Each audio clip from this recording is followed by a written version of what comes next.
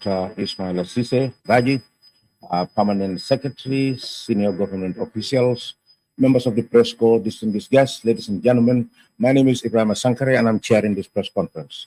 This is a press conference that brings together three ministries: the Ministry of Information, the Ministry of Youth and Sport, and the Ministry of Local Government Administration, Lands or whatever, Honorable Ahmad Ba. Due to some previous engagement, Honorable Ba is unable to be here for now. However, in due course, the Honorable Minister will join us. But because Honorable Baji had previous scheduled engagements, so we have to begin so that he can deliver his statement and take few questions and then depart. Meanwhile, Dr. Ismail Sise would update us on certain significant developments that have been unfolding in this country in the past week or so. So to proceed, I would invite Dr. Sise to come and unveil those reports, and then thereafter, Honorable Baji would also take the floor. Thank you and welcome to this press conference. Thank you. Thank you very much, Honorable Spokesperson, Mr. Sankare. Good morning, members of the press. Good morning, Honorable Minister of Youth and Sports, Honorable Bakari Baji, Deputy Spokesperson, Mr. Sankano, senior government officials, Deputy Permanent Secretaries, PSCs that are also present here today. And good morning to every Gambian, wherever you are, whether you are in the Gambia or outside of the Gambia. Before the press conference starts, I'd like to give updates from the government of the Gambia. The first update is coming from the Ministry of Trade, Ministry of Trade, Industry, Regional Integration and Employment. Now, the ministry wishes to inform the public that there is enough cement in the country. I repeat, they want to inform the public that there is enough cement in the country, far more than the national demand requires. That as of today or yesterday, the 4th of June 2024, the three companies that produce or bag cement in the Gambia, that is Gasem, Jawo Industries, and Salam, have the following amount in stock. For Jawo Industries, otherwise known as Jar Cement, currently they have 19,000 metric tons of cement in stock. By mid-June, they will increase this volume to 29,000 metric tons. And by the end of June, they will further increase this stock to 36,660 metric tons. And in the first week of July, they will have 39,000 metric tons. Now, for Gasem Limited, they currently have 6,500 metric tons of cement in stock. And by the 15th of June, they will have 15,000 metric tons of cement in stock. Salam currently has 70,200 metric tons in stock. Furthermore, the ministry also wants to inform the public and retailers of cement, in particular the wholesale price of cement by local factories have not changed since the introduction of the measure, which the policy which was introduced to pay 180 in tax at the border. That the wholesale price of 42.5 R of cement at Jawo Industries remains at $335 per 50 kilogram bag, and for Gasem is $388 per 50 kilogram bag for the 42.5 R cement. And the wholesale price of 32.5 R of cement from Salam is $330 per bag. The ministry wishes to reiterate that the quality of local cement is consistent with international standards. The ministry therefore calls on all importers, distributors and retailers, as well as all other stakeholders to directly contact the factories and take advantage of the opportunities created by the cement value chain to support their business and livelihoods. The ministry also further wishes to inform the public that yesterday the ministry had a meeting with the Cement Importers Association. The cement importers are those who import cement from Senegal, and currently their trucks are stranded at the border. They had a meeting yesterday with the ministry and the minister, and are meeting today. And the ministry wishes to inform you that they are hopeful that there will be a favorable outcome from that meeting, which they inform the Gambian public either this afternoon or tomorrow morning. But they wish to confirm that the meeting was very successful and there will be a very favorable outcome, favorable to both the Gambian government, the cement importers, and the Gambian population at large. The second press release has to do with the deployment of governors and DPSs. A press release came from the Office of the President through the Office of the Spokesperson that governors have been redeployed as DPSs in certain ministries and DPSs deployed as governors. This is in line with government's commitment to ensure efficiency and service delivery at the decentralized structures. This, it is hoped, that will inject expertise and experience at both directions, that the governors with their experience at the local level dealing with local communities will bring the much needed expertise and experience at the policy making level, but also DPSs with their technical experience will take policy and decision making experience and expertise to the decentralized level, but also in line with government's commitment to ensure gender parity. This also goes to fulfill that commitment. That is why the governors that were redeployed or deployed, 3 of them are women.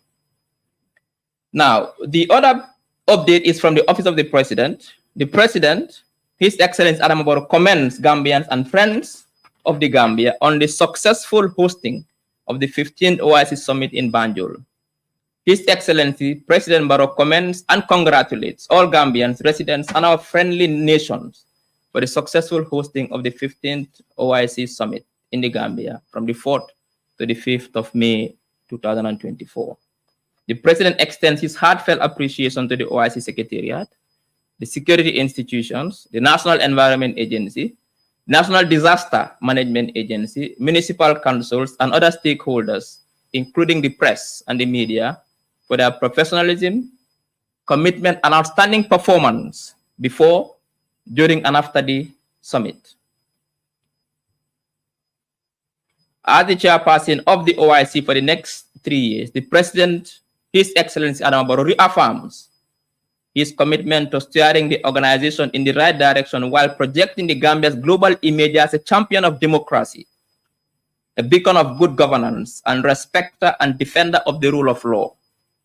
The impressive social and infrastructural developments across the country in preparation for the summit will serve as an enduring legacy of His Excellency's National Urua program.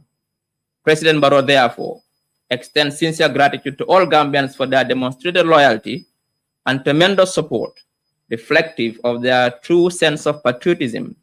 He urges all Gambians to maintain peaceful coexistence and unity under the one Gambian flag for the continued development of our dear nation. The release ends.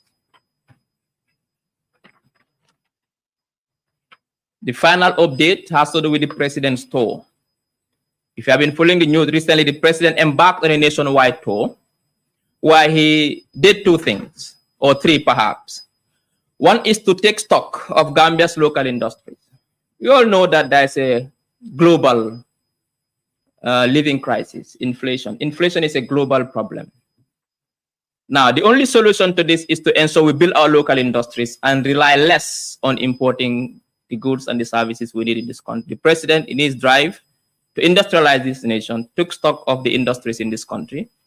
He visited agro farms to understand the agro value chain, the onion farms, the potato farms, the water bottling farms, and drinks bottling farms, and other factories and industries in this country, both in rural and urban Gambia, to understand what they are doing, how they are doing, and also how they can work with government to support them to ensure that we ensure food self-sufficiency. During the tour, the President also inaugurated 5 well-equipped, state-of-the-art health centers in rural Gambia, in Kiang, Jali, in Basse, Tumanna, and Mankamankunda, in Jokadu, and in Badibu, Salikenya. These health care centers are to serve rural communities to ensure they have access to quality and dignified healthcare, particularly for women and children. State-of-the-art, well-equipped, dignified healthcare centers to serve rural communities. Also in line to promote education, because the President believes that education is the bedrock of development, he also inaugurated some very important classrooms and computer labs in rural Gambia. In Koidu, amongst others, in Tumanna, in Numuyel, and other places across the country. The government thanks Hamat Holland Foundation for the support and their partnership with government for making this possible. A lot of classrooms were inaugurated in our drive to ensure that education is accessible to every Gambian, no matter where you are born in this country. And this is in line with government's national development plan to ensure that every Gambian has access to quality education, no matter where you are in this country. These are the updates from government, and I thank you all for coming to this very important press conference. I'll hand over to the government spokesperson who will chair the press conference. Thank you. Thank you very much, Dr. Sise, for that lucid explanation of major developments in the past weeks. Without wasting much time, I now call on the Minister of Youth and Sport, Ms. Honorable Baji, to take us through some major developments taking place within his ministry. I think he'll be covering the renovation works going on at the Independent Stadium, maybe the new coach and related issues. Thank you. Welcome, Minister.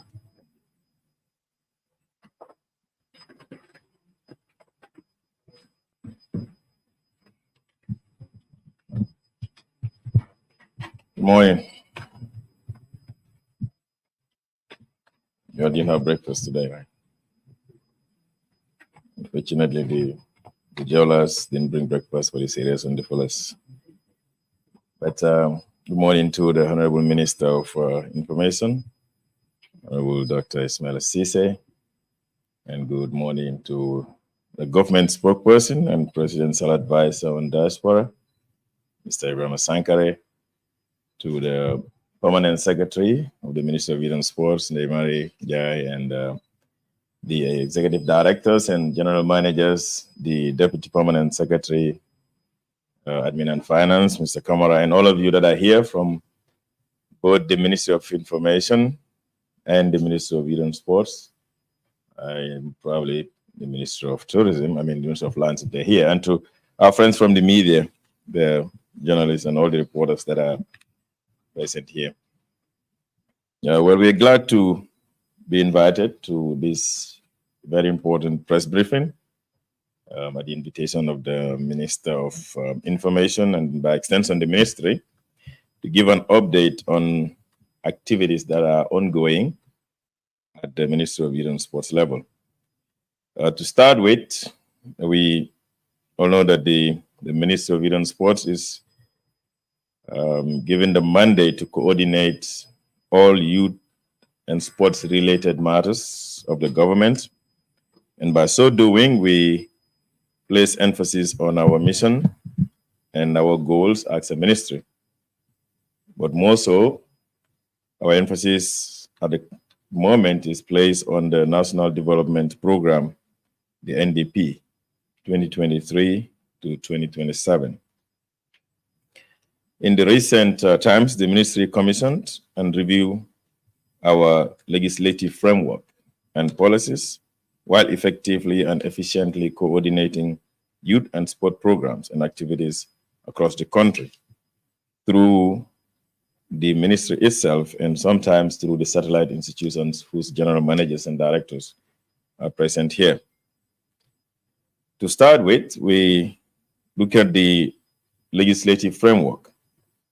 The Ministry of Youth and Sports, having recognized the fact that in order to be able to do our work better, we need to look at our legal framework, decided to engage a consultant to develop and review certain acts of the ministry, as well as promulgate some bills.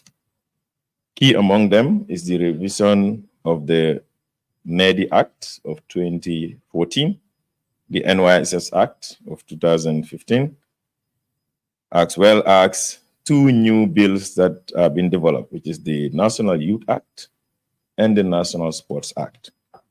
These two acts, if passed, will repeal the National Sport Council Act and the National Youth Council Act.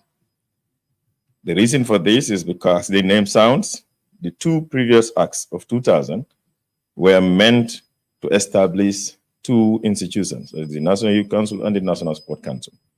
However, it does not give the mandates of those two institutions in terms of their ability to regulate and manage sports or youth matters.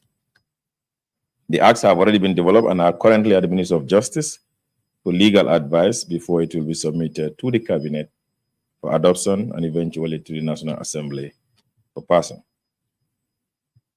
Additionally, the Sport Council was operating under a national sport policy of 2010 to 2019. This sport policy expired some 5 years ago or 4 years ago, and we are currently developing a new national sport policy through the support of the Commonwealth Secretariat, who provided technical assistance and hired a consultant from South Africa to develop the Gambia's new national sport policy. And the policy would be from 2024 to 2029. In other areas, the ministry has already handed over certain sports infrastructure, partially completed the Kafuta one, but fully completed the Buyam, Julafar in Kiang, Janjambre in Siarar, and Sandu in Yoara. These facilities were in February of 2024 handed over to the sports committees of these regions, of these districts. All of you might be aware of our recent participation in the AFCON 2023, where Gambia qualified for the second time under this government and under our leadership as people leading the ministry at the moment. And the government invested $200 million to finance the participation of the team. Well, that is the total budget. It doesn't mean that's what we spend. I'm just saying what was given. Currently, the national team is back into the qualifiers for the World Cup with a match that is coming up on the 8th between Gambia and Seychelles and on the 12th between Gambia and Gabon. The state of the stadium does not allow us to play in the Gambia, and so the match between Gambia and Seychelles, which is a home match, is being played in Morocco, and the one with Gabon will be played in Franceville. The government funded these two matches at a total of $22 million.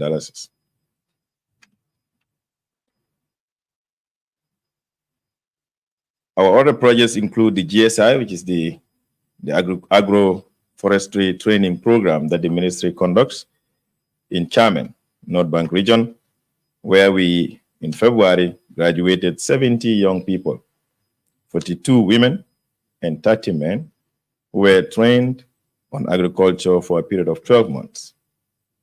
Upon the graduation of these 72, the ministry recruited another 50 who are currently undergoing the training. And this is a 12-month training, residential for that matter, and the ministry takes care of all the costs relating to their accommodation for 12 months, pays their medical bills, their feeding, and give us a stipend of $1,000 per month. This is meant to empower our young people who are interested in furthering their skills and knowledge on agriculture, with the plan to take up agriculture as a career. On the side of the NYSS, the ministry in August of 2023 launched for the first time the National Youth Service Graduate Program with a total number of 100 young people who are university graduates and were not employed. The program was launched here by His Excellency President Adama Barrow, and it is meant to give young people or young graduates the opportunity to undergo a 12-month training or job placement training, and they're paid a stipend of $5,000 per month for the period of 12 months. The ministry funds this program with the support of 50% support of the UNDP. This year, we would be graduating a total number of 300 young people. 150 are those who were part of the apprenticeship training program. And another 150 were part of the regular batch. All of these were funded through the ministry, by the ministry through NYSS, and they were in different institutions for a period of 2 years to study different skills. And at every time they undergoing this training, the ministry does not just pay the tuition, but also pays their stipend. This year, we will be recruiting 200 young people across the country to undergo the regular program, a recruitment which starts in July, and the training program starts in September for another period of 2 years. NEDI, which is one of the institutions of the ministry, has been engaging different young people and providing capacity building training. Key among them is those who are returnees, or the illegal migration or irregular migration, like some people call it, to train them on different skills, on entrepreneurship, on bookkeeping, and on business management. And upon their completion of their training, NEDI, with the support of IOM, gives those who qualify a certain grant to start up a business or to strengthen their existing business. Through the ministry's support, NEDI will, in the next 1 week, or in the next few days, I might put it that way, will be giving out a total of $1.5 million to young people who have qualified to be giving a grant to initiate, to start their business or to expand their existing businesses. This is supported through the ministry's Youth Entrepreneurship Fund, which is meant to support young people in business who otherwise would not have had the capital to expand their business or to start a new business. No, even if they do, they have to go to the bank to take loans whose conditions they would not be able to meet.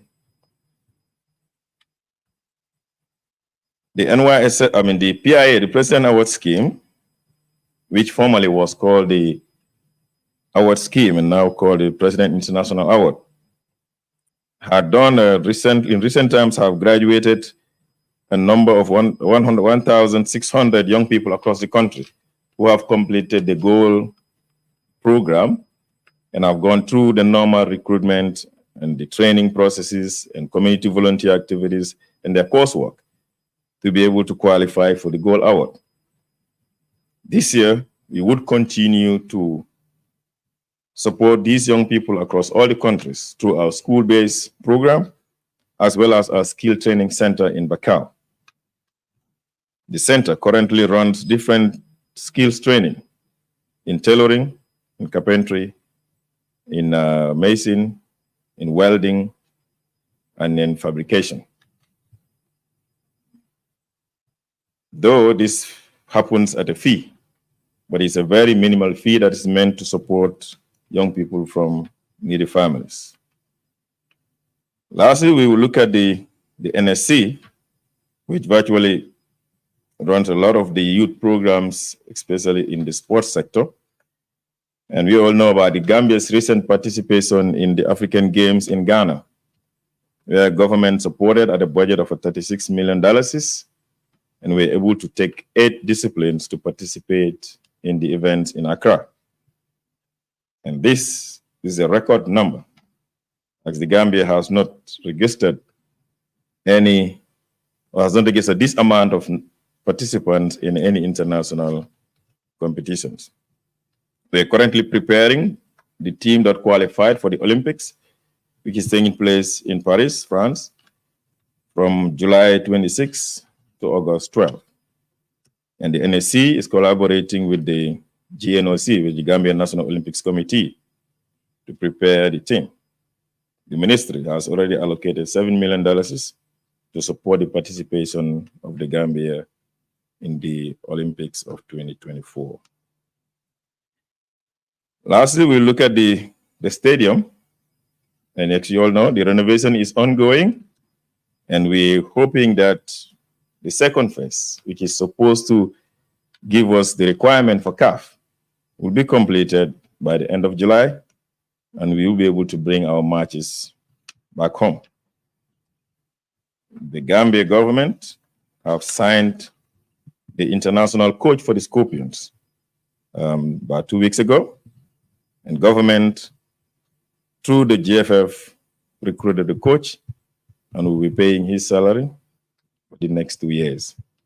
The coach is tasked, among other things, to recruit a strong or formidable national team, as well as to provide technical support for the Gambian local coaches, as well as to qualify Gambia for the 2025 African Cup of Nations. These are some of the deliverables that have been agreed between us and the coach, and we hope that Axis start his task with the coming match with Seychelles. You'll be able to deliver those goods. So, ladies and gentlemen, these are some of the updates that we have. Well, maybe let me add that recently also we've supported different associations, and I will just take this opportunity to just go through them. One is the Gambia Handball Association that just returned from Mauritania to participate in the 2024 Zone 2 Championship. The ministry supported the Handball Association with $2 million. And we've also recently, we're giving 1.5 million to the Gambia Paralympic Committee, who would also be participating in the 2024 Paralympics in Paris, which is coming right after the Olympics. The Gambia Judo Association was also supported with 622,500 for the participation in the World Championship Seniors in Abu Dhabi, in the United Arab Emirates. And this is taking place from June 19 to 24. A group of young people also recently returned from Ghana who participated in the 2024 Yali cohort, and the ministry supported with $195,000. And our Gambia male volleyball team would be participating in the Olympics qualifiers, as well as the World Pro Tour in China from June 6 to 8, as well as June 18 to 24th. The ministry supported with a cash amount of 1,752,300. So these are some of the recent supports that we gave to different associations and different sporting disciplines, as we all work towards ensuring that sport is supported in the country as well as Europe. So, Doctor, these are some of the updates we would want to share with the public. There are questions, I guess. I don't know what the format is going to be. Yeah. Thank you.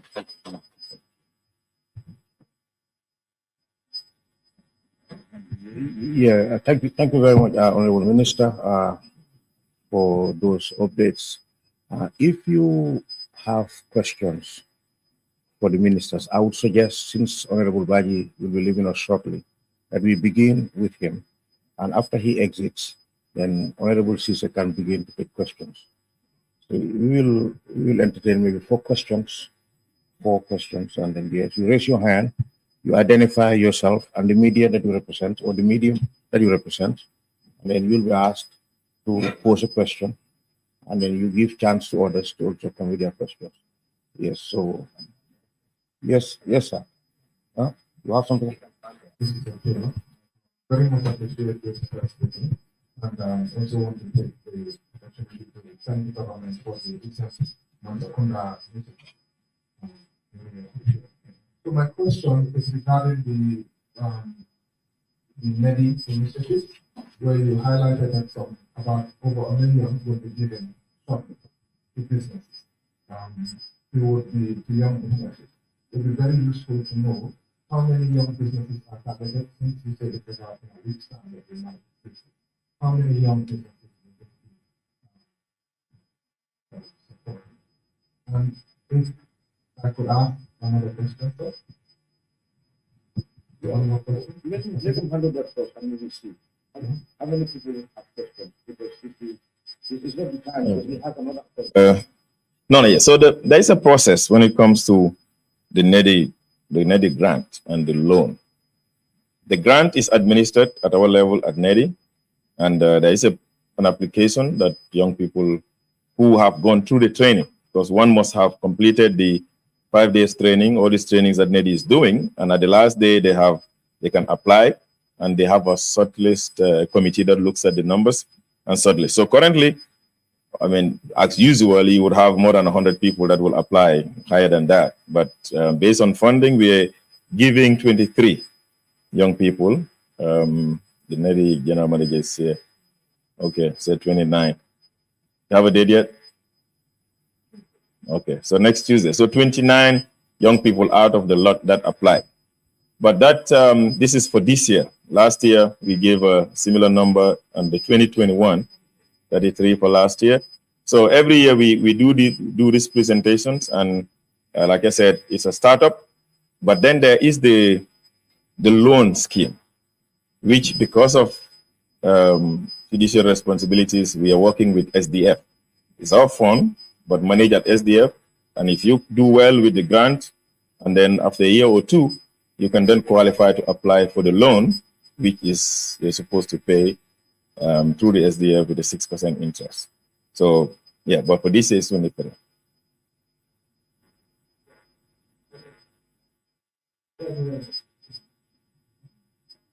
Identify yourself and the institution that you represent.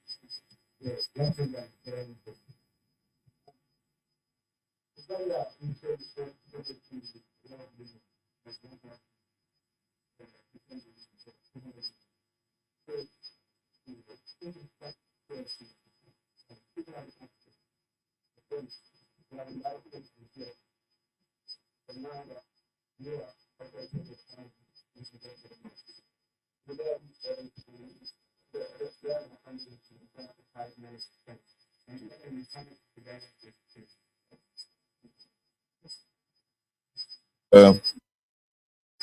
New the budget for AFCON was submitted by the Federation was $388 million. That was in anticipation that when we get into the AFCON, we will go all the way to the finals.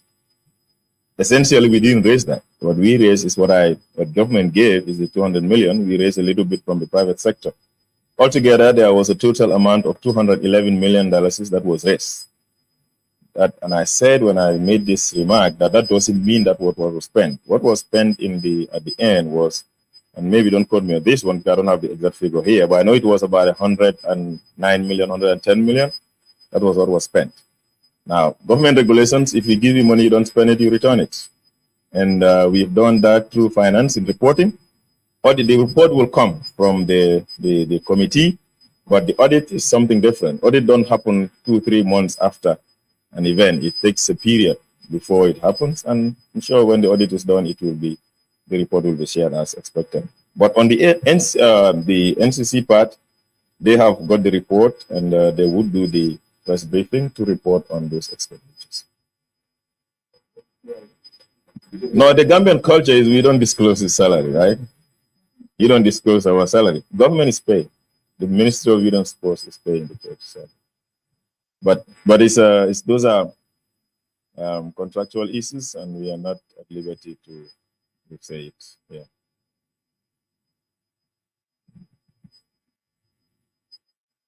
Good morning.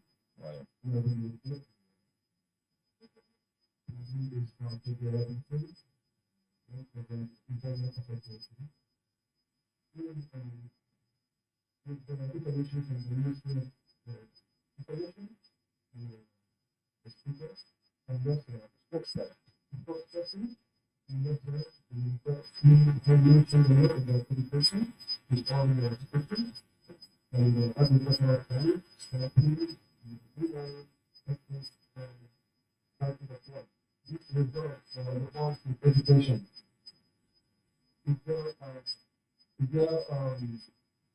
The way the ministry involves all these primary, secondary, and tertiary institutions, so that this lifelong skill for life that we have introduced to this after school for graduate or non-graduate, is there a way that you can start them through the nursery, primary, tertiary, and university until they are in the period? Question is, but No, it's fine. Let me just try to answer it from what I understand. Yes, we do. We do tracer studies. So, for instance, those that graduated from the GSI in the previous years, we've done a tracer study to understand where they are. You know, if they're employed, if they have opened their own businesses, and yes, we have that report. Now, NYSS, there was a tracer study that was done. I was not minister then, but there was a tracer study that was done previously to know where these young people are. But of course, yes, we understand that some of them that graduate would get employed. Some of them would open their own businesses, but there are some of them that would probably flop back to what they were doing. You know, so those are the things. But we have a higher success rate than otherwise, and the figures are there. Some of them are employed by WHO, others are employed by private firm, and others have gone on to open their own workplaces, and they're doing well. My name is considering the understanding, many of us are focused on the stadium, but forgetting that there are many stadiums. So I want the minister to update us on the works that have been done in the mini stadiums, because going to the mini stadiums, we can see that they are foreign. So please, which ones? Maya, Terakutawa, Bali. Okay, it's fine. Yeah, I just wanted you to be clear. Now, let's say this. You see, there is always this misunderstanding about who owns what and who is responsible for what. Everywhere you go in the world, municipal councils are the ones who are responsible for the management of municipal sport infrastructure in general. In fact, they are the ones responsible for the construction of municipal sport infrastructure. A government is responsible for construction of national infrastructure. Now here, and that is now your responsibility to go there and task the leaders, the local leaders, to ask them what are they doing to support sports in the regions or in the municipalities. Because these ones that you just mentioned, they are not under the Ministry of Youth and Sports. These are structures that belong to the councils. And the previous years, previous decades, the municipal council constructed it, because KMC then in the early 2000s constructed Serekunda West, Serekunda East, Manjai, and Bakau. So the upkeep and all of that is not a ministry responsibility. In fact, we have no role whatsoever in the management of those counts, the ones you just mentioned. However, understanding the challenges, that is why government, as a central government, comes to the local level to construct these fields. And that's why we did one in Buyam, we did one in Kafuta, we did one in Janjambure, we did one in Sandu, just to ensure that young people in this region have something that they can use. I think that answers the question. Yes, sorry. In Kiang Mandua. That's why we did one in Kiang Mandua. All right. And currently we are doing one at Mboyo Field, which is at Bakote, which is going to be not just a football field, but a standard mini stadium that has a football pitch with grass. It has a pavilion. It has a basketball, volleyball, and handball lawn. And it's going to come with lights and everything that one needs. And that is no, there's a reason why I'm here. No, hold on. Let me just very clear. There is a reason why I'm here. Is to organize and coordinate. And if you are chairing a program, you are responsible for the program. So I know the information of your friend, but I coordinate and I take charge. Okay? So, and we have to be very democratic. That's what you try for every day. You cannot ask 2 questions when your colleagues have a question pending. So you can go ahead. That's why I'm thanking you. So, Mr. Taylor, okay. So my question is, regarding the stadium. Yes, we have many. We have many more, but we'll just do one. Honorable Minister, you've spoken about the stadium, and now we are looking at some time in July, right? Yes. It will be almost 2 years, if I'm not mistaken. Now, what has caused this delay that is taking so long? It's almost 2 years now.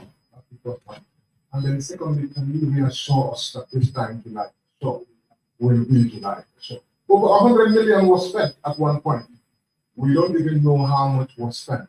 Maybe you can throw that enough in there to tell us how much has been spent in the state of so far. So, thank you very much. No problem. Well, okay, let me say this about the timing.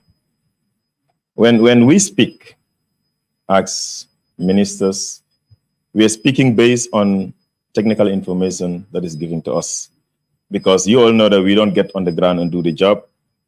But there is a committee, there's a technical committee responsible for the Ministry of Transport, Works and Infrastructure.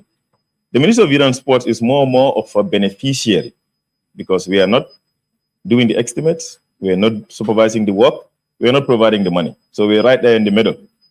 Ministry of Works tells us that this is how much you need to do what you want to do. And we take that to the sports committee, the sports cabinet subcommittee on youth and sports. It gets to cabinet approves, and the Ministry of Finance then looks for the money and gives us. We only operate when we are given the funds. If we are not given the funds, we cannot move. So I want that to be clear. Secondly, the timelines. This is what the Minister of Work said. You need 6 months to be able to do the job. The contractors will bid, and they're giving a contract based on that arrangement. However, if you delay your payment, they add the months that you have delayed the payment to the end of the contract. Sometimes also they receive the money, but they order these things, materials from China, from Turkey, shipments and other things get delayed. These are the reasons why contracts get delayed. So whenever I say 6 months, I am speaking based on what is on the paper. But everybody who works in construction in general terms, even I'm sure if you're building your house, the contractor will tell you we can do it in 6 months and they end up doing it in 1 year. So these are the things. But by and large, the delays were primarily based on one, not accessing the funds on time. Secondly, the delays in the shipment by the contractors. And anytime they delay, they let us know, and then they'll have an extension to the contract. There was a gap in the first 6 months and what we're doing now. And that was because the president himself said it when he went to the stadium. These are things that were never budgeted for. And so if you tell government that you need to give 100 million when there was no 100 million in the budget, and you already gone past your budget, it has gone to the National Assembly, approved, and now something comes up that was never anticipated. You have to go around to look for the funds. And this was the reason why the work was delayed. But eventually we were able to start, and now we are assured that all the funds are in, at least for the second phase, and the contractors, and that's why I said, on paper, we expected that the work will finish by the end of August. And we don't anticipate any delay, because as of yesterday, they were within schedule. Sorry, end of July. Yes, end of July. Now, total amount. The first job, the first phase was about $153 million. And the second part, so total we spent will be spending $283 million for the renovation of both the first phase and the second phase. And let me add that there is supposed to be a third phase, which is supposed to be the tracks and the floodlights. And those are taken out from the job because the cost estimate we receive is too huge and we cannot carry all of this at the same time. Yeah. Okay, so I was advised by the government spokesperson and the vice to president about the NEDI, that it would be important to say what NEDI means. It's National Enterprise Development Initiative. And sometimes somebody would ask, is NEDI part of the ministry? Yes, it is an institution under the ministry, just like how we have the award scheme or PIA, NYSS, NYC, and NSC. And of course, Stadium. Okay. You have a follow-up? Okay. You have a question? Yes, no, I was just going to check that. I'm sure it will be. These right now are supposed to be the process that on time there's allegations of sexual abuse at the Zambia Football Federation. I was just checking. I don't know if the minister is aware of this. I've been briefed about it. It's a breaking news that you're given by one Sexual harassment at the JFF, like in the JFF office, or allegations of sexual abuse at the Gambia Football Federation. No, I'm not aware of it. I've never been told about it. But yes, so I mean, when we are told about, when we get the information, we will do the right thing. But for now, we've not been told about it. But of course, there is definitely zero tolerance for sexual abuse in the sports sector in general terms. In every sector, yes. Yes. So one more question for the minister, because he has to leave. Yeah, you can do that. Yes, and be very brief, please. All right. I mentioned before, like I said, this national enterprise development, I think it's situated in the local region. I come from Tujere, and we don't have any kind of all these things you have been saying. We don't receive any deliverables or what that. We institute and create our own everything, kind of. And if you know very well, Angola Association has done this, and of course, we are being favored by the government and private institutions and funders. But for us, we are very well okay. I will say this because if you know the foundation of where we come from. What about other villages that does not have access to the ministry and others? Right now we are here, very nice. And what about people from other places? How can they be part of everything that we are getting? We're getting this slowly. How can we shift it over to other local places like Kideren and the villages? Thank you. Thank you. No, there is an office, NEDI office, which is located in Carnifin, just behind the Red Cross headquarters, and primarily it was operating from there. But this is an institution of the ministry, like I said, and the ministry is present in every region. If you go to the governor's office in West Coast and in all the regions, the ministry has an office and permanent staff, a sports coordinator, a youth coordinator, and assistant. And these individuals operate on behalf of the ministry as well as the institutions under the ministry. And recently, in February, we opened 2 offices for NEDI, one in Soma and another one in Basse. And these are the offices that are supposed to cover the provincial areas. So we cannot be in every village, but at least we are in the headquarters of the region. Like, for instance, in West Coast, we are in Brikama, and you can always access our services through the governor's office. Yes, and also there's district youth committees. So the committees are for sport and for youth. And if you cannot get to Brikama, for instance, you can get in touch with the chairperson of the youth committee or the chairperson of the sport committee of your district, and they can be able to link you with this institute. And of course, when we do trainings, these young people come from all over the country. Because when you look at, for instance, one aspect of our training is the migration aspect. Those young people who try to embark on this irregular migration, they are all over the country. And when we train them, we are not looking at where they come. Of course, we will always consider gender and the regional dimension, but the village is not the issue. And they come all over the place. And then also when they apply for the loan, there is that consideration. Just like NYSS, there is a number that is given per region. So if you say we are recruiting 200, you know that, for instance, West Coast is a bigger region, they have a higher number. And then KM and LRR and Sierra, that's how it happens. So there is a decentralization of our programs.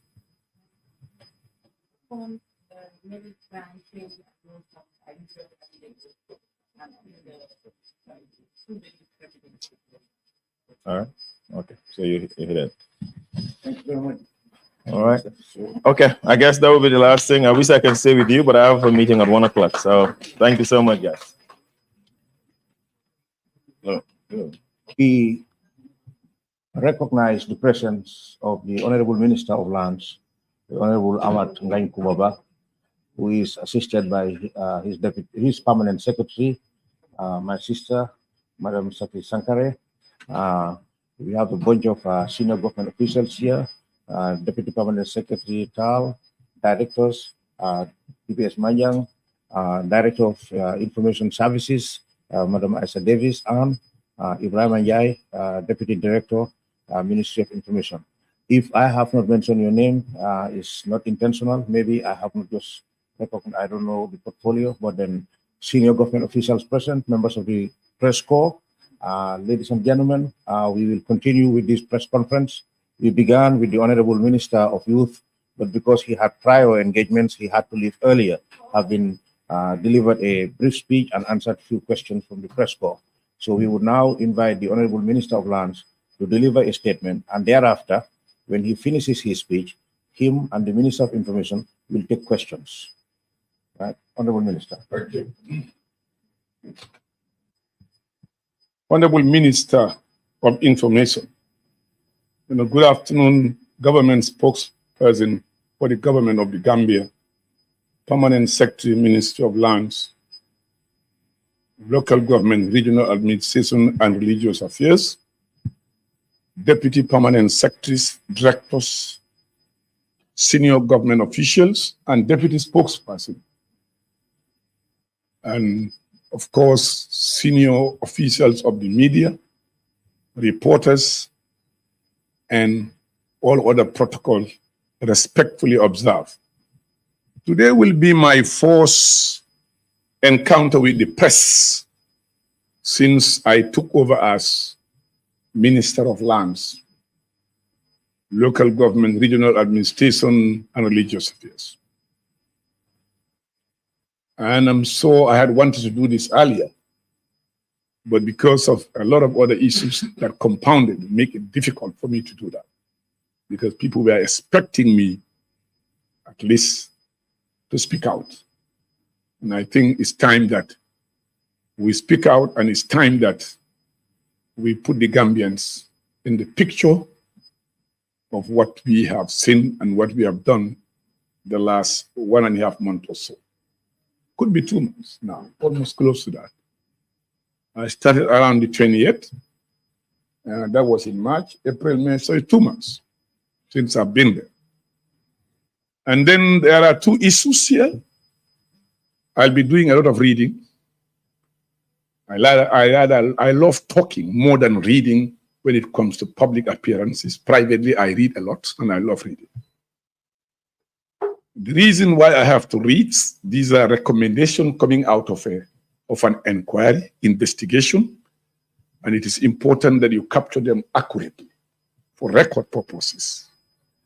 And therefore, I'll be reading that statement. You're all aware there was an ongoing investigation about the issue of Kamal, an area around the Sting Corner that was declared as an industrial zone. There was a lot of outcry of wrongdoings that led to the president taking a decision in the supreme interest of the Gambian people to get to the bottom of what transpired and what happened at that particular site.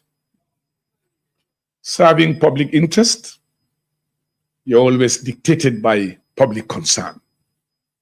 And as a result, the president directed that a committee be constituted to investigate and report back so that we can take decisions in the future to avoid that happening. And those decisions I am going to communicate to you as soon as I finish reading this statement. Now, the public raised concerns about Barton Haldane too, regarding the allocations around that end. And we will also tell you what the ministry is doing and intend to do collectively together in order to close the gaps and avoid some of the wrongdoings and the mistakes and some of the practices of the past. And this, I will just set the background for you to understand where we're coming from and where we hope to be together as a country. The Gambia is among the 5th most densely populated countries in Africa. Most of those countries, with the exception of maybe Mauritius, few of them have gone into conflict of land and problems, civil war, and the rest of it. And you must take into account too, the Gambia, in 30 years from now, this population would have doubled up. And again, you must understand, land does not expand, it contracts. Once you give it away, it's gone, it never comes back. And again, you must also understand that it's one of the most important commodity or asset for any country anywhere in the world. and that all the countries that have taken off on development have instituted strong land policy, strong, transparent land policies, including the United States. All the countries that have moved on quick development have managed their land well. So we are at a crucial stage now as a country. We either do it now, hard facts, move with vigor, decisiveness, courage, get it done for our children and our grandchildren, or we fail woefully and subject our country to chaos. Today, the United Nations, the World Bank, the UN, rather, ECOWAS, AU, all these countries, their prediction on Gambia's next crisis will be online. Our next crisis will not be politics if we don't manage our land. The fight would start and our country will be in trouble if we don't manage our land.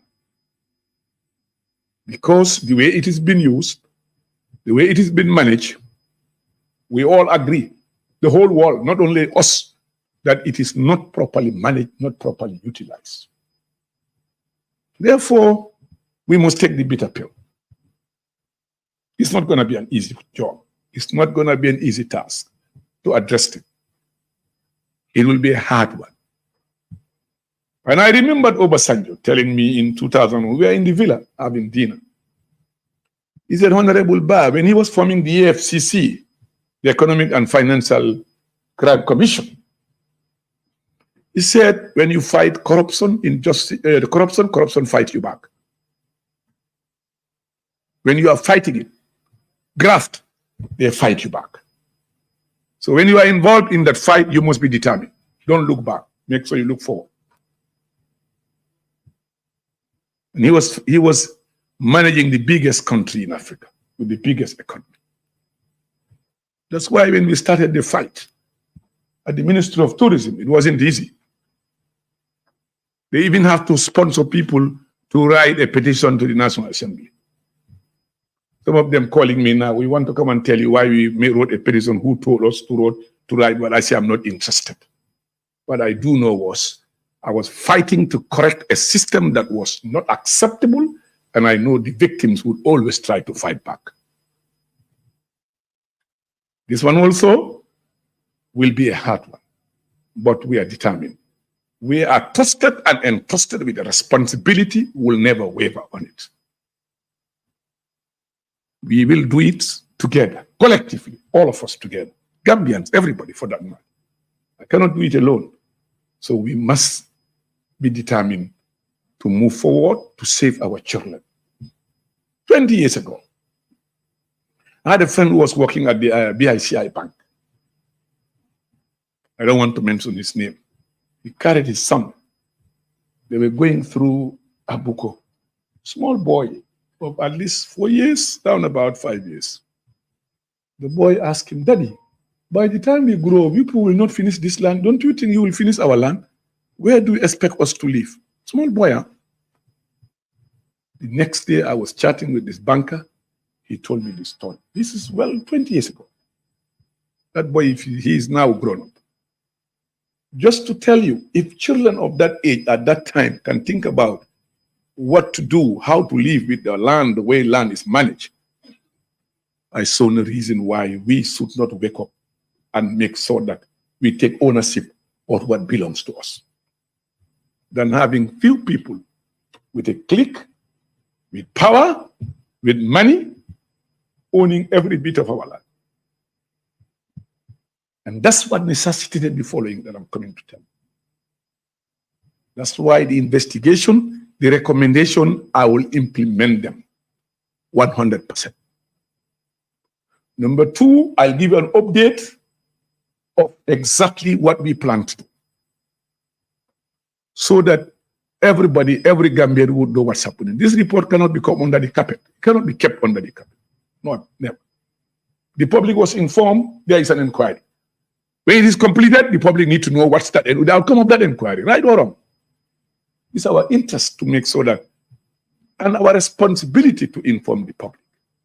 the outcome of that investigation. You will allow me time to read it.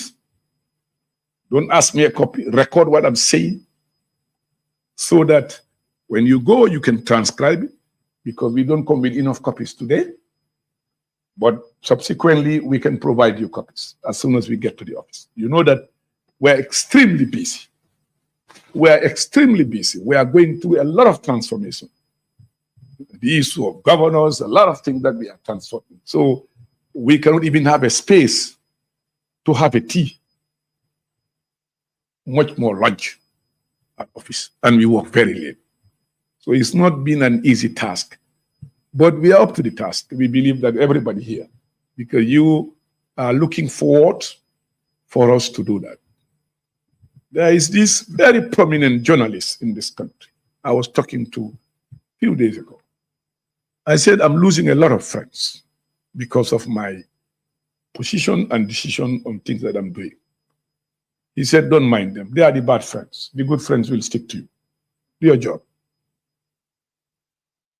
I said, is it so? He said, yes. I went to bed. I thought of what this guy told me. I said, he is absolutely right. I will lose friends, but I think these are the bad friends who do not want to see you do the right thing. So it doesn't matter. So if anybody is affected, so be it. I mean, that's what our country needs. And let me tell you that. There are thousands of Ahmad Bas who can do more than what I'm doing. And they are ready to do it. Ahmad Ba goes, somebody will come and do a better. There is no going back on what we have said ourselves for now in the issue of land management and land usage in this country. There is no going back to it. Nobody.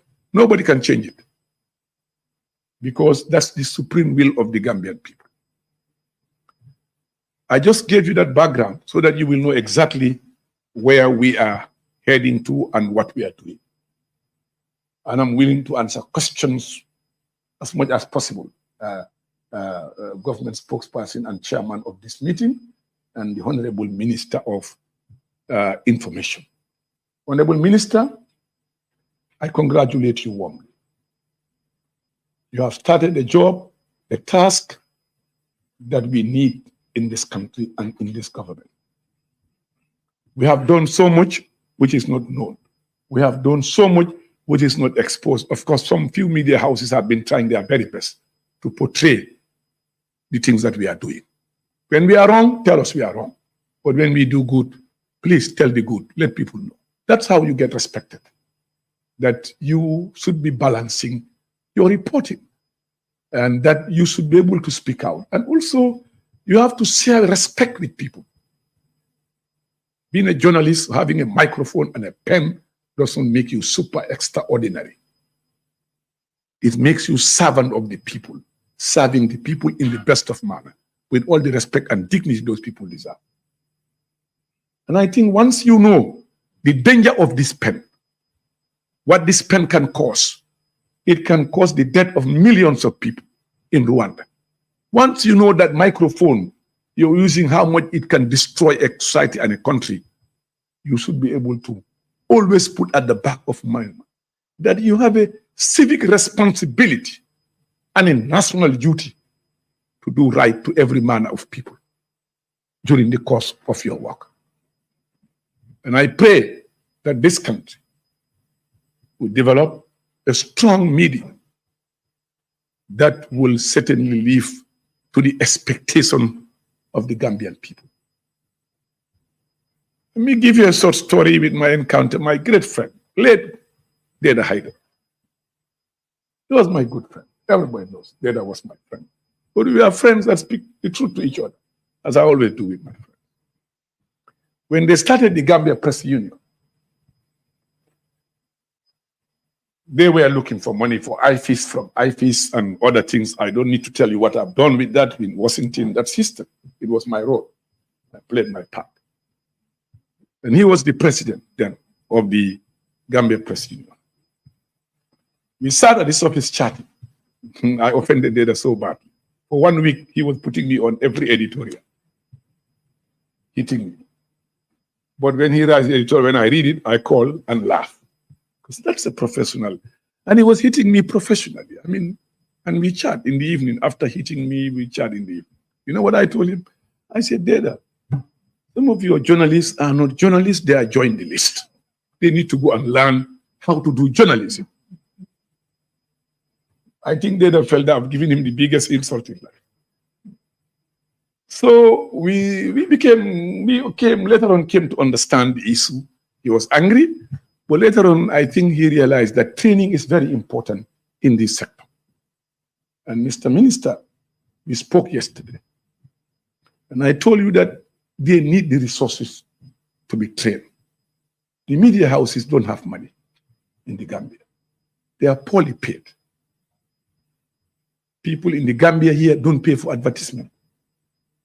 And let me tell you the unfortunate thing in this country.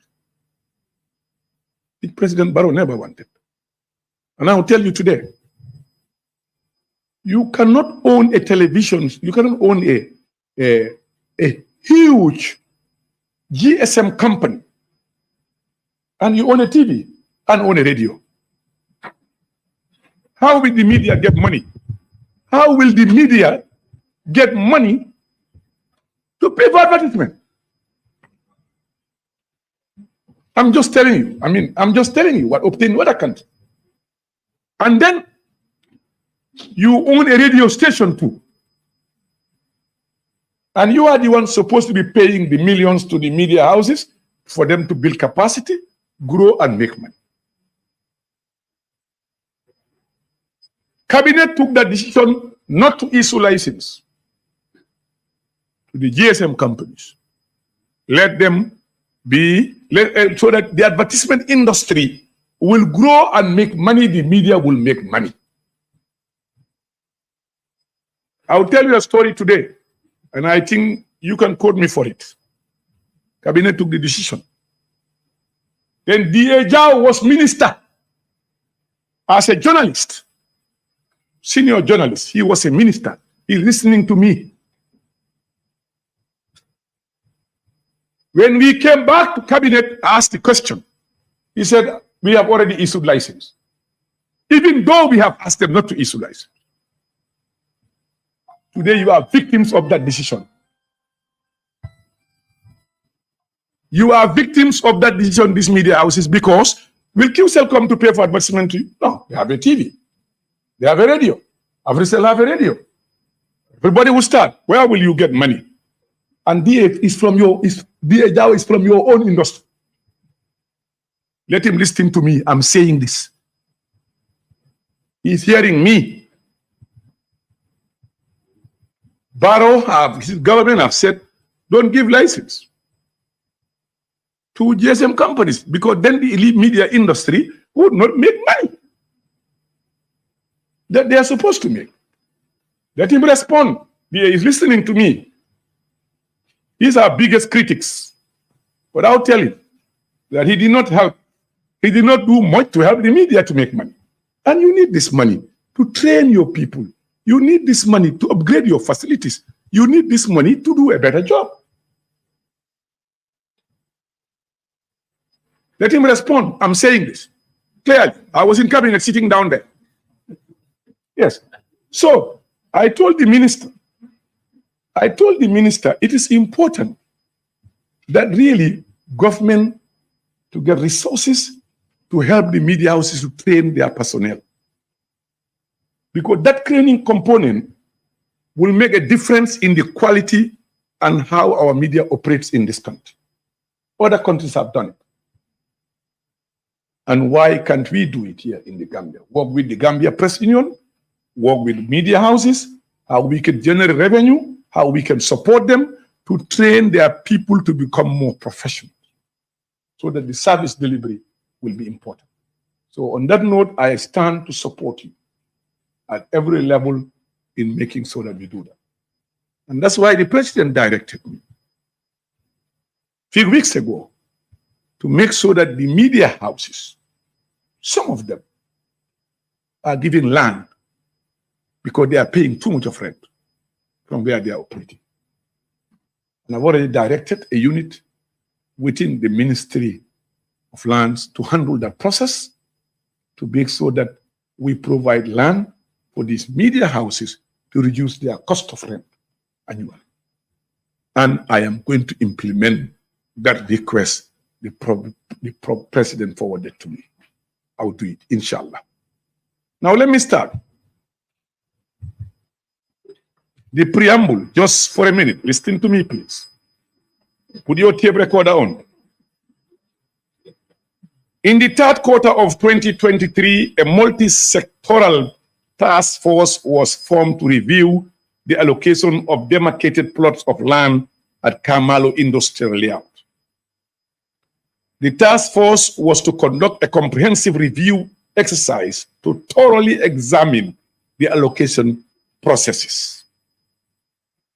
This process was triggered by the public outcry that multiple and inappropriate allocations were made. This led to the creation of the multiple stakeholder review. The multi-sectorial task force comprised of the following institutions: Ministry of Lands, Regional Government and Religious Affairs, Ministry of Trade and Industry and Employment, Ministry of Justice, National Audit Office, Gambia Police Force, Gambia Investment and Export Promotion Agency, State Intelligence Services, National Physical Planning Board.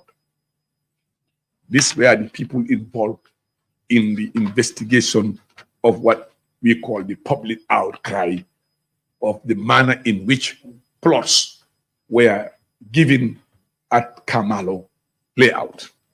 Background. During the assignment, the task force had to review the relevant laws, policies, and regulations governing land administration and management in the Gambia. These laws and policies played a vital role in regulating land allocation, development, environmental conservation, and sustainable growth. The task force also conducted a series of interviews with allottees and made several visits to the demarcated Kamalo Industrial Layout for proper verification. During the review, the task force was made aware of the existence of a development plan alongside a sketch plan to be emanated from the development plan detailing the layout design. The sketch plan was made of two phases: Kamalo Industrial Layout proper, Kamalo Industrial Layout extension. Preparation and design. It was revealed that the growing demand for industrial land had led to the Director of Physical Planning to inform the Honorable Minister of the availability of land at Kamalo suitable for industrial layout. However, there was no documentary evidence provided by the physical plan. Nonetheless, the proposal was endorsed at a planning authority meeting of Banjul and Combo St. Mary's Planning Authority. Demarcation and allocation. Based on the sketch plan that was derived from the development plan, the task force noted that 40 plots were demarcated in Kamalo proper, that's the first phase, and 28 plots in Kamalo extension, equaling to a total of 68 plots in both the proper and extension. Distribution of plots in Kamalo Industrial Layout as different nationalities as follows: 47 were Gambians, 4 were Mauritanians, 1 was Moroccan, 7 were Indians, and 1 was Chinese. It is important to note that the number of demarcated plots is 68, and some allottees have been allotted more than 1 plot. Also, among the 47 Gambians included naturalized individuals. Detailed findings. The task force noticed that the lack of national land policy has led to the lack of clarity of the mandate of various stakeholders in the land administration process, but also indicated lack of direction in the sector. The task force has limitation during the review as the master plan Kamalo file was missing and several attempts were made to retrieve the file, but unsuccessful. Let me make that clear. The file of Kamalo still disappeared. We don't know where it is. Still lost. I've looked everywhere, nobody can see the file. For your information, it's gone. The file contains information and correspondences between ministry and relevant stakeholders leading to the establishment of Kamalo as an industrial layout. The information in this file would have given the task force the opportunity to understand how both Kamalo proper and extension was initiated and subsequently approved. Policy and legislative framework for preservation of the environment. Adhering to the laws would ensure that the allocation and development of Kamalo industrial layout are conducted in a legal manner. Looking into the policy and legislative framework for the preservation of the environment, the government of the Gambia designated Tambi Wetland National Park as a protected area among few other sites in the Gambia. The decision is anchored on several national policies. One, the famous Banjul Declaration of Sir Dawda Jawara in 1977. Two, the Gambia Environmental Action Plan of 1992. Three, the National Biodiversity Action Strategy Action Plan 1999. And D, Vision 2020. Declaration of Tambi as Ramsar, part of the convention. The Gambia ratified the Ramsar Convention on Wetland in 1996. The Tambi Wetland National Park was established in 2001, and this covers sites encompassing Banjul Kanifing, Birkama. The wetland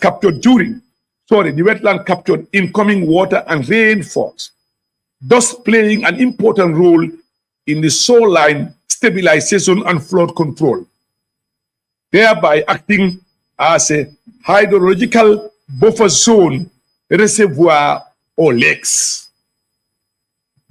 Kamalo is one of the few elevations within the Tambi wetland, with a significant potential for the growth of aquatic life.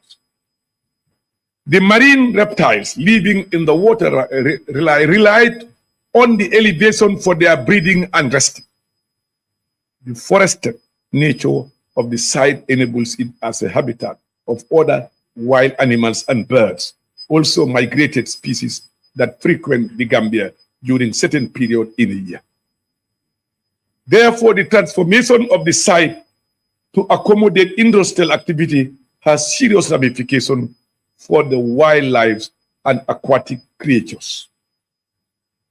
No evidence of environmental impact assessment. The task force noted that an EAI process was never initiated by the proponent, the above mentioned department, that's the physical planning, their parent ministry, or no completed, that's Ministry of Environment, no completed before lands were allocated and developed, work started. That means in any development, that any land, anywhere you are giving, environmental impact assessment must be provided. It's by requirement of law. In this case, it was not done. It was never done. At this point, it will be a guesswork to know the full extent of environmental and social impact to be occasioned by the ongoing development. If an ESIA was done, it would have given such information. However, one can safely say the following are possibilities: increased encouragement and land conversion into the wetland, pollution through waste dumping and spilling into the wetlands, increased mangrove dieback due to human-induced activities, ministerial approval without following due process. Section 13(2) of the State Land Act, the planning authorities shall advise whether or not the proposed application form conforms with the approved plan and establish planning standards. Section 14 of the State Land Act for the states, the department shall, if advised that the proposed application conforms with the approved plan and establish planning standard, submit the application to the Minister for approval. For those seeking industrial land allocation, the application process necessitates the submission of several documents. These include completed application form, a proposed business plan, proof of funding, typically in the form of a bank statement, the proposed building design, business registration details, and clearance from the Gambia Investment and Export Promotion Agency, GIPA. During the review exercise, the task force noted that 28 allottees were issued with allocation letters at Kamalo Extension without any evidence of approval minuted in their files. Allocation without evidence of ministerial approval. Section 14 of the state land for the state department shall, if advised, that the proposed allocation conform with the approved plan and established planning standards, submit the application to the minister for approval. The task force noted with concern that 6 allottees were given with allocation letters without any evidence of ministerial approval minuted in the file by the minister, contrary to the above section of the State Land Act. We noted that these business entities were allocated in some instances more than one plot. Allocation to ineligible applicants. During the review, it was noted that some allottees were allocated plot of land at Kamalo proper with no evidence of business registration certificate. Also, no evidence of application fee of 50,000 paid, contrary to the dictates of the Act. Allocation of more than one plot to an allottee. It was noted that more than one plot was allocated to certain companies. However, the justification for allocating more than one plot was not provided for review. For example, there was an instance where applicants whose proposed for applying was for a warehouse were given 2 plots, while those who plan to do production were given only 1 plot, casting doubt about the criteria used to determine this allocation. Summary of allocation abnormalities. In summary, the task force discovered a lot of abnormalities in the allocation process of Kamalo industrial layout, and these are as follows. Ministers approval without following. Minister approving without following due process. Allocation without evidence of minister's approval. Allocation to ineligible applicants. Allocation of more than one plot to an allottee. On presented application files. Missing documents from applicants' file. The lack of evidence of the environmental impact assessment. Recommendation now. We come to the recommendation after all this, what the committee have recommended. It says, the Ministry of Land, Regional Government, Religious Affairs should ensure that the strategic documents such as the National Land Policy is developed, implemented, and monitored. The document should clearly outline the country's agenda pertaining to land and the roles and responsibility of the authorities involved in land administration. I'll come to that on the second part of my reading. Number 2, recommendation. The ministry should endeavor to have a proper filing system in place, and efforts should be made to ensure that the missing Kamalo file is produced, where we will get more evidence of some of the wrongdoings and concerns of the investigative committee. We are looking for the file. I don't know whether it has been turned to ash or is still alive somewhere. We'll try to get it. 3, the decision to make Kamalo an industrial layout should be reconsidered as it poses serious adverse environmental challenges, as most of the investors are projected to build heavy industries on the site. 4, The above can, however, be validated through a comprehensive environment audit in accordance with Regulation 30 of the cited EAI regulation.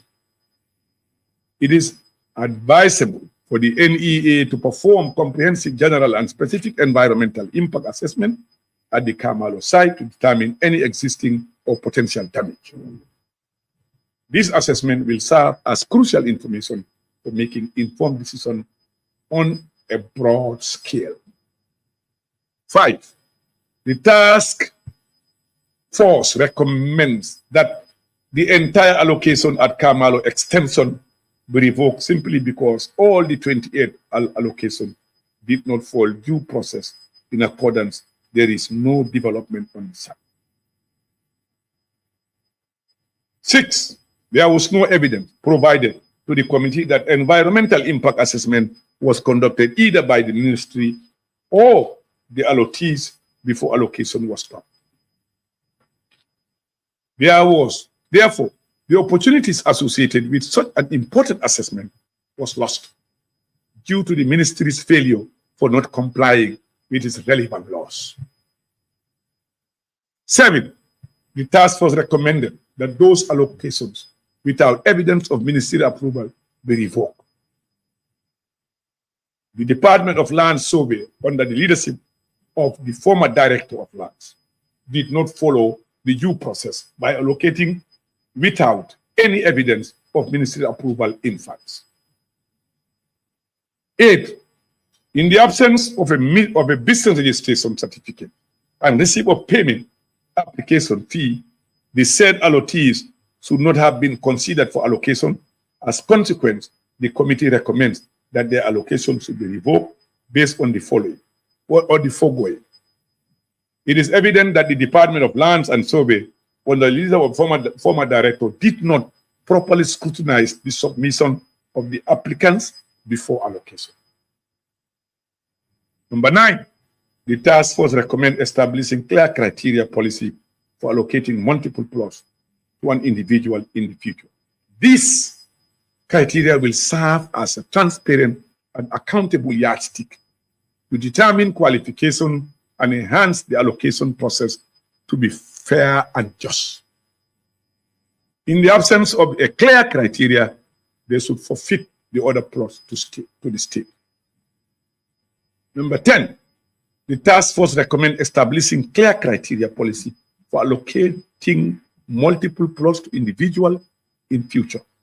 This criteria will serve as a transparent, accountable yardstick to determine qualification and enhance allocation process to be fair and just. In the absence of a clear criteria, they should forfeit the other plots to the state. Number 11, in the case of one physical planning staff, I don't want to mention his name, no ministerial approval was made. Well, in the case of one individual for his allocation, I don't want to mention his name, no ministerial approval was obtained, and the task force was unable to ascertain how he received a photocopied allocation. Letter. Consequently, the task force recommends that any allocation lacking ministerial approval be deemed to be invalid and revoked. Number 12, additionally, the task force further recommends initiating administrative sanctions against particular staff at the Department of Physical Planning who presented a photocopy of allocation letter to the applicant and devised preventive measures for similar incidents in the future. 13, the task force recommends that allocation that was a particular company to be revoked. In fact, this person came to surrender his property even before investigation was complete. It further recommends that the Director of Lands should be held liable for recommending the applicant by ignoring the professional advice of a senior officer at the Physical Planning and Housing. Number 14, by submitting personal bank statement instead of a company's bank statement raises doubts about the liquidity of the company at the time, and as such, the application did not meet the requirement to be allocated plot, and as a result, it should be revoked. In conclusion, number 15, the ministry hereby accept, let me just tell you, listen to me.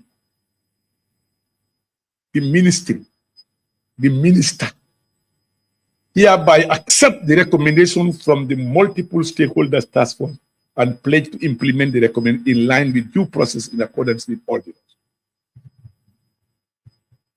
Therefore, it is conclusive. In fact, the entire plots of the extension will be nullified, will be cancelled, and all orders that have fallen short of the recommendation here will be revoked as recommended by the task force. And we'll set up a committee to make sure that these recommendations are fully implemented to the letter. And I'll be part of that committee myself. I'll be part of that committee myself to make sure that the recommendations here are implemented to the letter. Now, coming back on the second phase, just quickly, because I want to, because time is running against us, but just allow me just to read this one, and that will give you a comprehensive idea of where we are heading to, where we need everybody on board. Because there has been some comments, the lack of policy, lack of strategy, we felt that you cannot run a huge ministry like this without a policy. Since independence, Ministry of Lands have never had a policy. I wonder how you can manage a ministry or institution without a policy. You know why? The policy dictates the strategy. That's why when I was in the Ministry of Tourism, the first thing I did was to develop the cultural policy, which became operational by 2018, 2019. And I developed the tourism policy. Because when you don't have a policy, there will be no strategy. You will just be walking at all. You have no sense of direction. How can you have the most important commodity in our country with no policy since independence from subsequent governments? Where are you leading us to? You are leading us to chaos. No doubt the UN and the World Bank believe our next crisis in the Gambia will be on land issue, because there is no sense of direction. Now, this ministry, challenges and importance of land. The Gambia is among the least developed countries in the world, ranked 175 out of 189 countries, according to UN Human Development Report 2022. The recent household poverty survey shows that 54% of population are below the poverty line, and poverty highest in the rural areas. The Gambia is considered to be one of the most highly densely populated countries in mainland Africa, with a population density of 245.5 people per square kilometer and a total land area of about 11,000 square miles. With a population growth rate of 3.1% per annum, the population will in 21 years. 30 years is the most statistic that I believe from all the indications will double. It has one of the fastest urbanization rates in sub-Saharan Africa, accounting for almost 58% of the country's total population. That we hope that the provision of electricity and water, what this government is doing, and road network will reverse that. We cannot all live in the combos. It has made the combos very expensive. Once we have the Bara Banjul Bridge, I can live in my village and drive to work every day. Because we've seen people in Europe driving 200-300 kilometers to come to work. I am more comfortable living in my village, coming to work and going back, than really living in the combos with all the hustle and buffer. So this government have not lost focus of that, making so that we provide the amenities of country, and people will definitely, some of them will go back and decentralize some of these industries. People will go back to live in their villages. You cannot develop one side of the Gambia and live there. So we hope this government will succeed in that, because we are determined to land as a national issue. Land is recognized as a vital resource for individual and survival and the economic development of the country, explicitly mentioned in the 2023-2027 National Development Plan as a key enabler for economic transformation and development. Absence of a holistic land policy. Currently, there is no holistic land policy, and several stakeholders act in a fragmented and uncoordinated manner in land tenure, administration, management, and planning. There is also no national urban policy or land use to support planned urban development.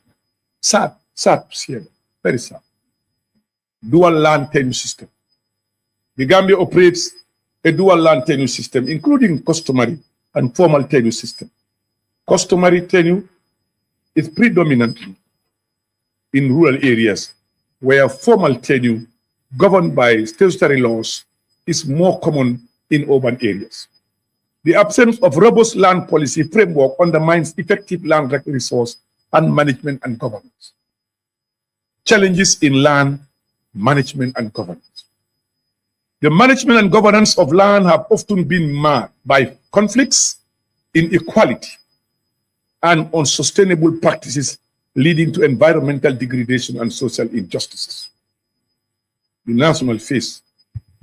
nation faces numerous unresolved land conflicts, a high number of pending land cases in court, a decline in public trust in land administration, dual land issuance, unauthorized land extension, and a lack of systematic procedure for recording, retrieving, and tracking land records.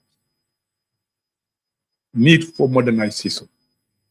The reliance on a paper-based administration system has resulted in inefficiencies, impeding effective land application process.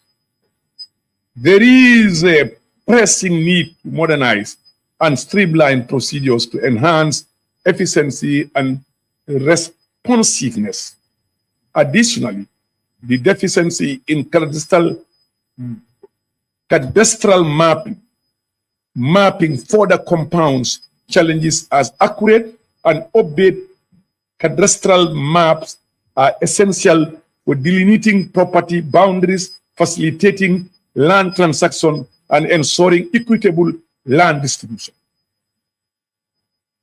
Ministerial initiative to address the above challenges, including formation of an integrated land policy. Under the leadership of His Excellency President Adama Barrow, the government is committed to land sector reform.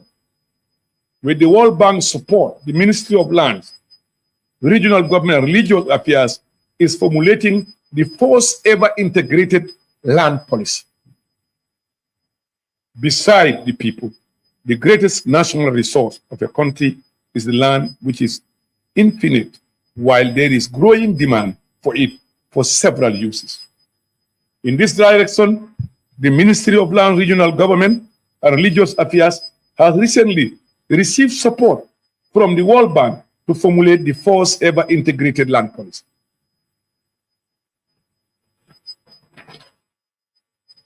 The policy formulation has begun, and currently 2 consultants, national and international, are already employed to support the process with the ministry and other national stakeholders.